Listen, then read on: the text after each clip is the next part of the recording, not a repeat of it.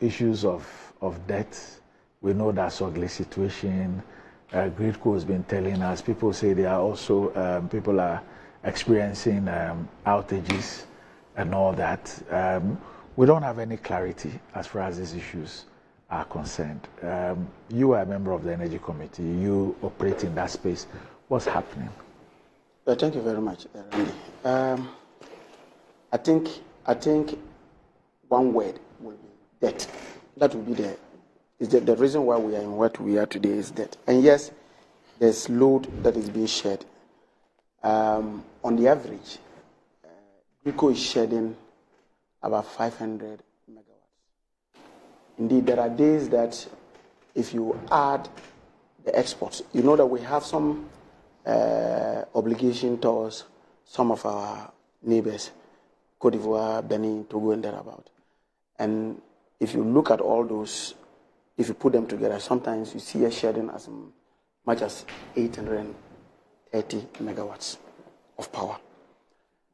And the reason is because, in as much as you have the generating plant seated there, there's no fuel to run it. Or some of the generating plants have also decided to go off because they are owed huge amounts of money that they think that they will have to exert at least part of the debt owed them. And I'll explain further.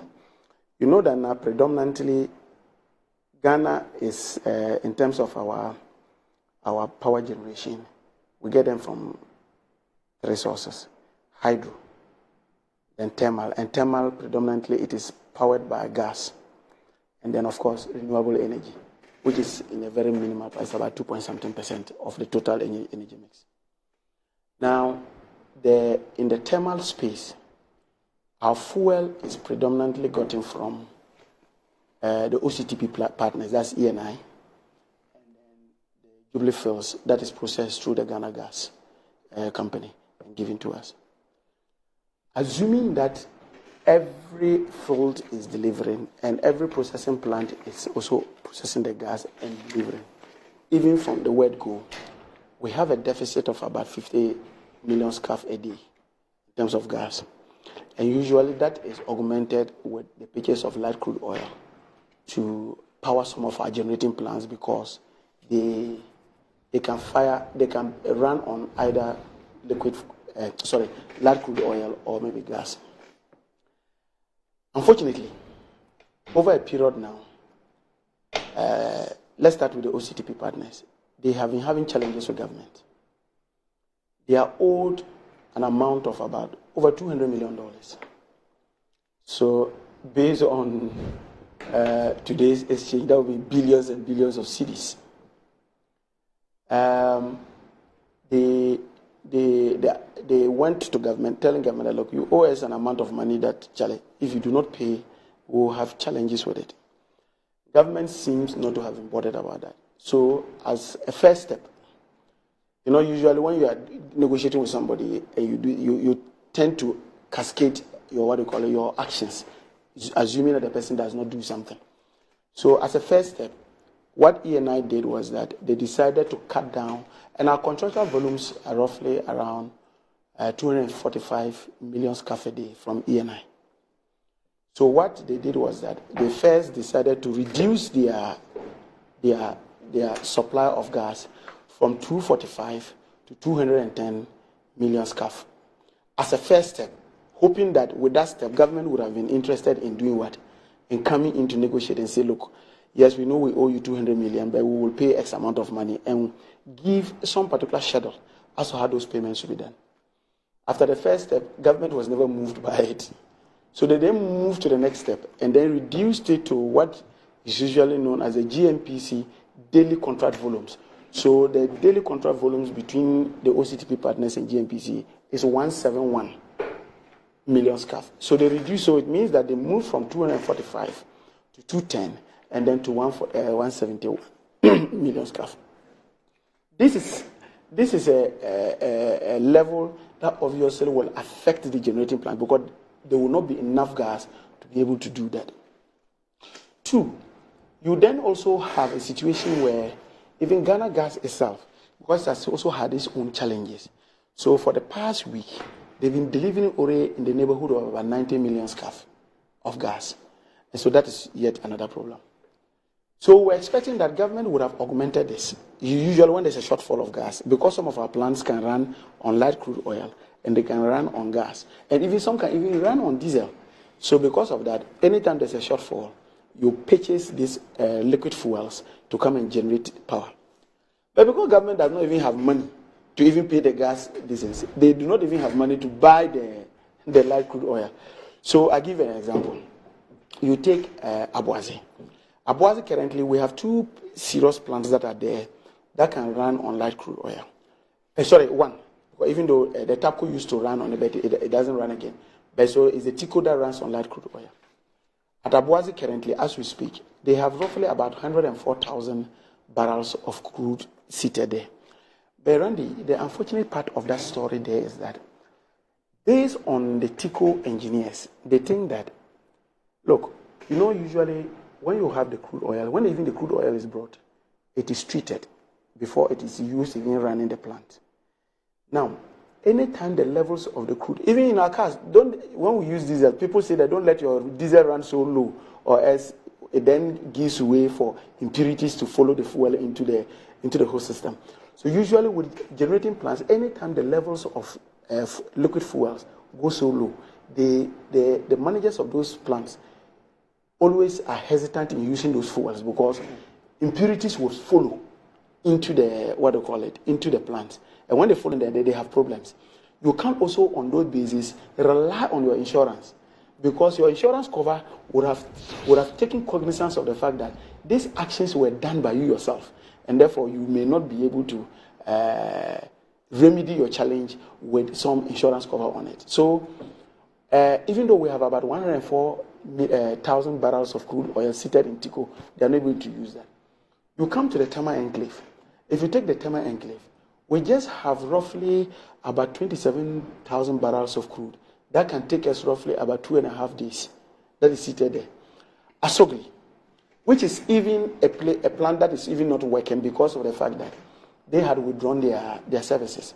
I believe that, Randy, you recall that they issued a statement that indicated that the government was owing them $259 million, and therefore they needed some payments to be done. And that if government did not do any payments, they were going to withdraw their services. They ended up withdrawing those services. So if you look at all this, and Asogli is beyond just VRE, Asogli is a major and a primary producer of power for us in the IPP enclave. And so to have Asogli coming out becomes a problem. And now you have the Minister of Finance saying that they had given directive to the Controller and Accountant General to release $30 million to Asogli as part payment of the total indebtedness of $259 million. Just a few days ago, I heard a spokesperson for the Chamber of Independent Power Producers, who is also a worker at Asogli, indicating that they have not received a dime from government, even though there had been that particular publication that had been made. So, if you look at this, and I want to look at the fact that if you take, these are just those that are active problems. There are problems that are potent that can come. For example, you have that even Ghana Gas, that gives us the gas. Ghana Gas does not have a dedicated pipeline that brings the gas from the Western Enclave to the Eastern Enclave. And so they rely on the West African gas pipeline to do what we call the reverse flow. Now the challenge with that is that government owes them also over $20 million. You recall that it was the same amount of level of debt that they reduced, and they asked government to pay about $8.something million. The letter that went to GNPC and finally ended up ECG, that they should pay 8.something. And when they didn't pay, what they did was that they stopped transporting or maybe transmitting the gas from the Western Enclave to that. So it means that if they also decide to trigger, it even makes it even worse, because then we will not even have, we will have gas that is stranded in the Western Enclave because we may not be able to transport that gas to the thermal plants that are in this. That's one. Two, if other independent power producers begin to also say that, look, Asogli has gone out, and Asogli has gone out because of the fact that they have not been paid. We have equally not been paid. And so we are also deciding to do what? To shut it down. If that happens, then we have a problem because, Randy, as at July, we had the opportunity of meeting in the course of this our manifesto wahala we're doing. We had the opportunity to meet the independent power producers. As at July, it was a moving scale of between $1.3 to $1.5 billion in terms of total indebtedness to them. They have been in a very long, excruciating negotiations with government. You know this issue of debt restructuring. Yes. To restructure even their debt. As we speak now, there's no agreement on it. And so I agree with Franklin Kujo. I read on his post when he said that if you look at what the finance minister is doing, he's tiptoeing around the problems of the energy sector in terms of the debt, just waiting for December 7th. The reason is that it's a pig mine that is waiting to explode. And I always like the question you ask anybody, because anytime I'm watching your program, I like the question you ask everybody when they can say that we've kept the lights on. And you say, at what cost? Yes. At what cost? Yeah. So if you have a situation where you have such indebtedness, and look, I have... Do you know why I asked the question? Yeah. Okay. I asked the question because prior to DDEP, anytime the issue of our debt came up and people issued warning, we were told that, we are paying nursing training, we are paying teacher training allowance, free SHS, this, that. And we kept asking the question, at what cost, at what cost, at what cost? Then, bam, we declared insolvency. Then, whatever happened to us. And we've been pickpocketed about $12 billion out of that. So anytime people raise the issue of the lights are still on, it reminds me of when people started raising the issue of the debt, and the things that we were told we should forget about and that they were being used for until whatever happened. So I keep asking that question because I dread the day where, just like we woke up one day in November and we're told that we are declared insolvency, we are going to the IMF, we will not have that kind of situation with the energy sector. Is the reason why I'm asking the question. But see, Randy,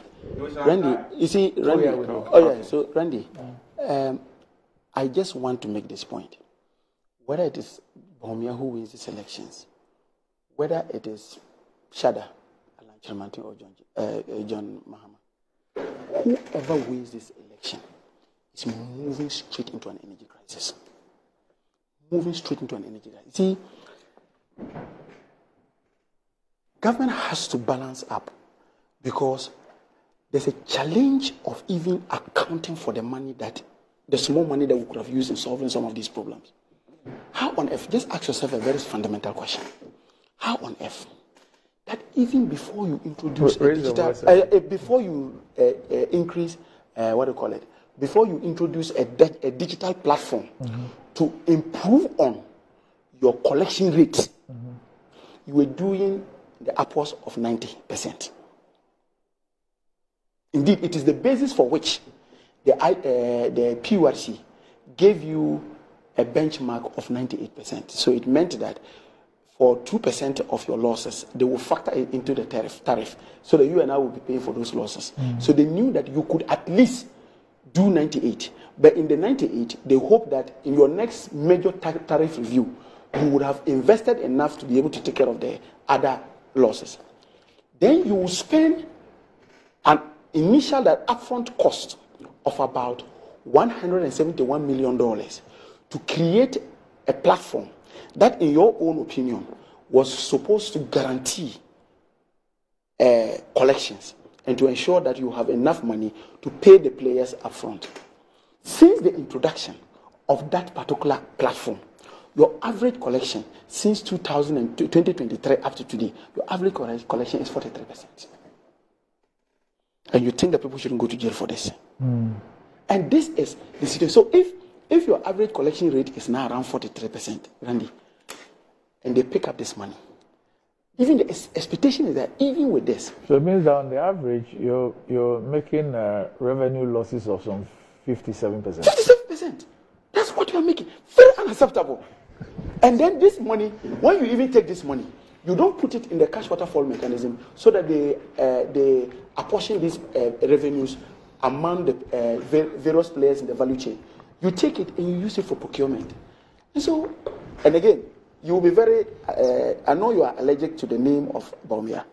But the unfortunate part, you are allergic. No, anytime somebody mentions Bawa, you are allergic to it. No, I'm not allergic. No.